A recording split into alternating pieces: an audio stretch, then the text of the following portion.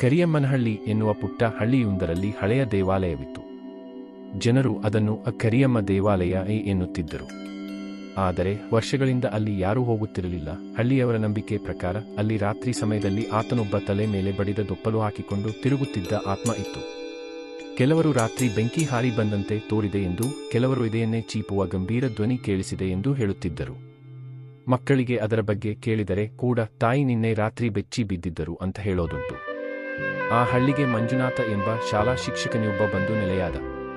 ಅವನಿಗೆ ಆಧ್ಯಾತ್ಮ ಮತ್ತು ವಿಜ್ಞಾನ ಎರಡಕ್ಕೂ ಆಸಕ್ತಿ. ಅವನ ಮಗಳು ಶ್ರುತಿ 10ನೇ ತರಗತಿಯ ವಿದ್ಯಾರ್ಥಿನಿ. ಹಾವು ಆತ್ಮ ಕಥೆಗಳನ್ನು ಓದುತ್ತಿದ್ದಳು.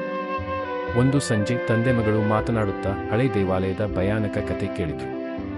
ಅವರು ಬದಲಾವಣೆಗೆ ತಯಾರಾದರು. ಅಪ್ಪ, ನಾವು ಹೋಗಿ ನೋಡಿ ಬರುವ? ಶ್ರುತಿ ಕೇಳಿದಳು. ಹೌದು, ಬೆಳಗಾಗುವ ವೇಳೆಗೆ ಹೋಗೋಣ. ಭಯವೇ ಸತ್ಯವಲ್ಲ, ಅದನ್ನು ಪರೀಕ್ಷಿಸಬೇಕು.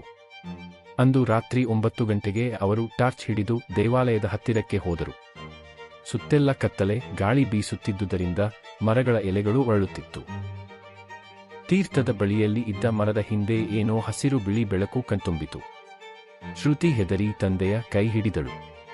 ಆಗಲೇ ತಲೆ ಮೇಲೆ ಹೊಳೆಯುವ ಪಿತ್ತಾಳೆ ದೊಪ್ಪಲು ಹಾಕಿಕೊಂಡು ಓಡುವ ಆಕೃತಿ ಕಾಣಿಸಿತು. ಮಂಜುನಾಥನು ಧೈರ್ಯದಿಂದ ಮೊಬೈಲ್ ಟಾರ್ಚ್ ಬಳಸಿ ಆಕೃತಿಯತ್ತ ಓಡಿದ. ಆತನ ಬೆನ್ನಿಗೆ ಶ್ರುತಿ ಕೂಡ ಹೋಯಿತು. ಅವರ ಎದುರಿಗೆ ಮೂಡಿದ ದೃಶ್ಯವನ್ನು ಕೇಳಿದವರಿಗೂ ಆಶ್ಚರ್ಯವಾಯಿತು. ಅದು ಆತ್ಮವಲ್ಲ, ಅದು ಹಳ್ಳಿಯ ಹಿರಿಯ ಚೋಮನ ಮೊಮ್ಮಗ ದೇವರಾಜ.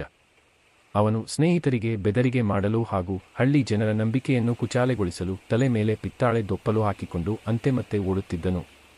ಅಣ್ಣ, ಇದನ್ನು ಯಾರಿಗೂ ಹೇಳಬೇಡ್ರಿ, ನಾನು ಆಟವನ್ನಾಡುತ್ತಿದ್ದೆ ಅಂತ ದೇವರಾಜ ಅಳಲು ಪ್ರಾರಂಭಿಸಿದ. ಆದರೆ ಮಂಜುನಾಥನು ಅವನನ್ನು ಉರಹೆಸರು ಮಾಡದೆ ಹಿರಿಯರೊಂದಿಗೆ ಸಮಾಲೋಚನೆ ಮಾಡಿ ಒಂದು ಸಭೆ ಏರ್ಪಡಿಸಿದರು.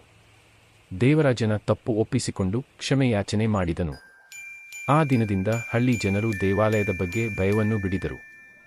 ದೇವಸ್ಥಾನವನ್ನು ಶುದ್ಧ ಮಾಡಿ ಪುನಃ ಪ್ರಾರ್ಥನೆ ಆರಂಭಿಸಿದರು.